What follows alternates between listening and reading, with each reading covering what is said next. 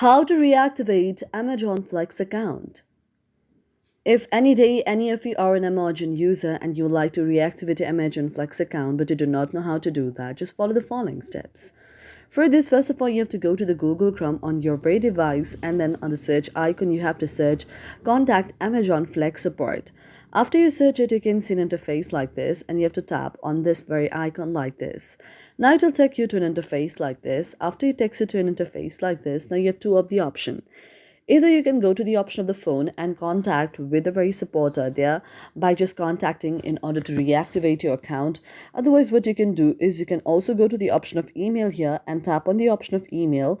And in the email section, you can send an email to the very developer of the very Amazon Flex in order to reactivate it. You also need to send all of the proofs and all of your problem that you are facing. And this way, your problem will be solved within the 24 hours after you send a message. Thank you for watching our video, and if you really like it, do not forget to subscribe our channel.